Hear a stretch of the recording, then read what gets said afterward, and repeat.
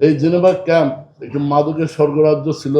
ভুইয়া সোহেল ওরফে বুনিয়া সোহেল এবং মাদক ব্যবসায়ী চুয়া সেলিম, এই দুই শীর্ষ সন্ত্রাসীকে আমরা গ্রেপ্তার করে আইনের আওতায় নিয়ে আসছি।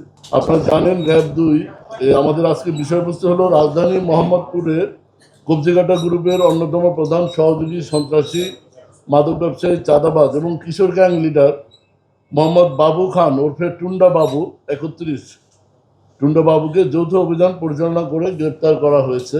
আমরা গ্রেপ্তার করেছি র্যাব-2 এবং র্যাব-6 যৌথভাবে অভিযান পরিচালনা করে আমরা গ্রেপ্তার করি। এটার বিষয়ে আপনাদের আমরা আরো বিস্তারিত অবহিত করব। আপনারা জানেন বাংলাদেশ আমার অহংকার এই স্লোগান নিয়ে আমরা র্যাব প্রতিষ্ঠালগ্ন থেকে বিভিন্ন ধরনের অপরাধীদের গ্রেপ্তারের লক্ষ্যে কাজ করছি। অবৈধ অস্ত্র, গোলাবারুদ, চাঁদাবাজ, সন্ত্রাসী, খুনি, ছিনতাইকারী, অপহরণ এবং প্রতারকদের গ্রেপ্তার করে সাধারণ জনগণের আস্থা অর্জন করেছে র্যাব ইতিমধ্যে। এছাড়া মাদকের ভয়াল বিস্তার রোধে র্যাব নিয়মিত মাদক বিরোধী অভিযান পরিচালনা করে যাচ্ছে। আপনারা জানেন মাদকের চোরাচালান, চোরা কারবারি, চোরাচালানের রুট পর্যন্ত আমরা পৌঁছে আমরা বিভিন্ন অভিযান পরিচালনা করি। 5 আগস্ট থেকে আজ পর্যন্ত র্যাব-2 মোহাম্মদপুর, ঢাকা, তার এওয়ার এবং এওয়ারের বাইরে থেকে আমরা 68টি বিদেশি অস্ত্র উদ্ধার করেছি। আমরা প্রায় 13,000 গুলি দেশি বিদেশি উদ্ধার করেছি। মাদক, ইয়াবা, হিরোইন, ফেন্সিডিল, বিদেশি মদ উদ্ধার করেছি এবং এ সংক্রান্তে প্রায় 700-র অধিক আসামি গ্রেপ্তার করেছি। আপনারা জানেন সম্প্রতি মোহাম্মদপুরে অবস্থিত জেনেভা ক্যাম্পের শীর্ষ মাদক ব্যবসায়ী সন্ত্রাসী চাঁদাবাজ ভুইয়া সোহেল ওরফে বুনিয়া সোহেল এবং মাদক ব্যবসায়ী চুয়া সেলিম, এই দুই শীর্ষ সন্ত্রাসীকে আমরা গ্রেপ্তার করে আইনের আওতায় নিয়ে আসছি। এই জেনেভা ক্যাম্প একটি মাদকের স্বর্গরাজ্য ছিল। এই দুই টপ মাদক ব্যবসায়ীর পতনের পর মাদকটা অনেক নিয়ন্ত্রণ, জেনেভা ক্যাম্পে মাদক ব্যবসা এখন অনেকটা নিয়ন্ত্রণে। আপনারা জানেন মোহাম্মদপুর আদাবরে আলোচিত শীর্ষ সন্ত্রাসী কবজিকাটা আনোয়ার যে এলাকার সাধারণ জনগণের মনে একটা আতঙ্ক ত্রাস তৈরি করেছিল, আমরা সে আনোয়ারকে গ্রেপ্তার করে আইনের আওতায় নিয়ে এসেছি।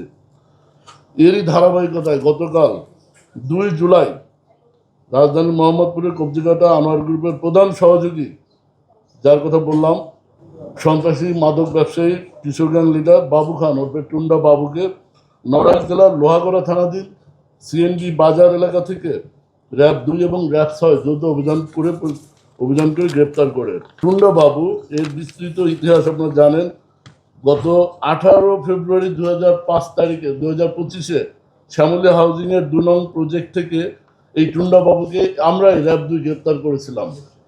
ওই সময় সামুরাই, ছুরি এবং কিশোর গ্যাংয়ের সদস্যের সাথে সে প্রায় শোডাউন করতো।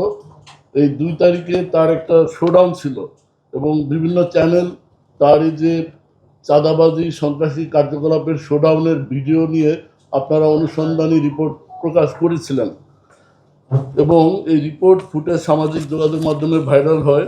আমরা আগে থেকেই তার উপর নজরদারি রেখেছিলাম। গত 24 ফেব্রুয়ারি আমরা তাকে গ্রেপ্তার করি এবং তাকে তার বিরুদ্ধে আইনগত ব্যবস্থা গ্রহণ করে বিজ্ঞ আদালতে প্রেরণ করা হয়।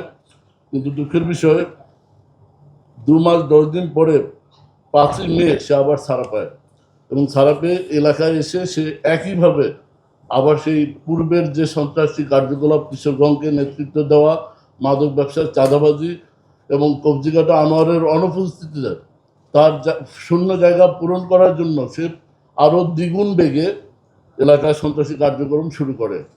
বাংলাদেশের একমাত্র স্মার্ট সিটি বসুন্ধরা এখন আরো নিরাপদ, আধুনিকতায় আরো এক ধাপ এগিয়ে।